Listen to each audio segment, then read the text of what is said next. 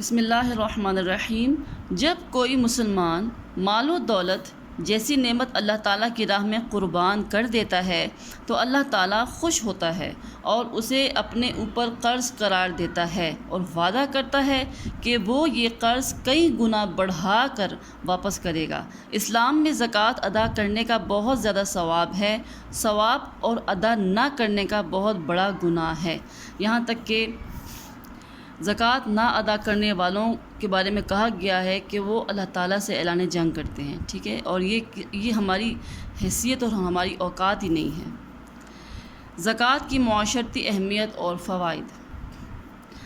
معاشرتی لحاظ سے زکوٰۃ کے بہت سے فوائد ہیں، جن میں سے چند ایک یہ ہیں۔ زکوٰۃ کی ادائیگی سے مال میں برکت پیدا ہوتی ہے اور وہ بڑھتا ہے، کوئی شک نہیں۔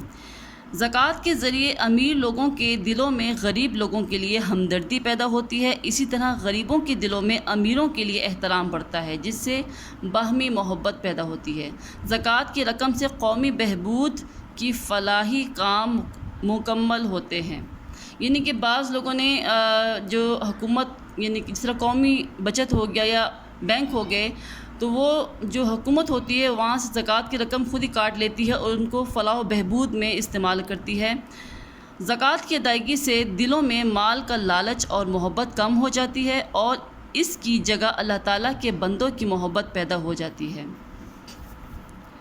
زکوٰۃ کے نظام سے معاشرے کے پسے ہوئے طبقات اور محروم لوگوں کے دلوں کے اندر احساس محرومی ختم ہو جاتی ہے اور وہ خود کو معاشرے کا اہم فرد سمجھنے لگتے ہیں۔ زکوٰۃ کے ذریعے معاشرے سے غربت و افلاس کا خاتمہ کیا جا سکتا ہے۔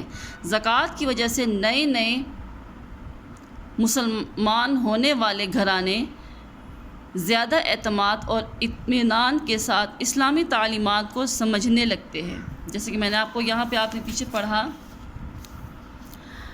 اور ان لوگوں کا جن کی تالیف قلوب منظور ہو۔ یہاں پہ اب آپ دیکھیں ذکر ہو رہا ہے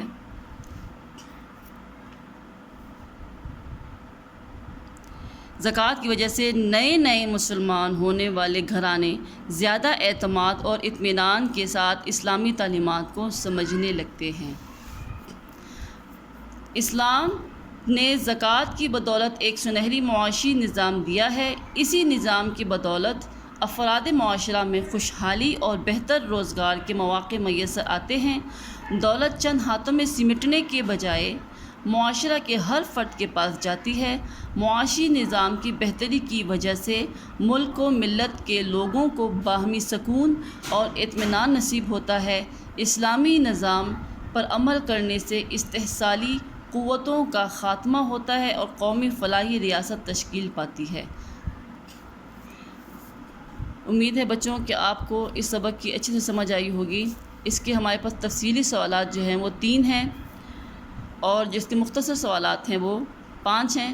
اگلی ویڈیو میں انشاءاللہ میں آپ کے اس پہ نشان لگواؤں گی۔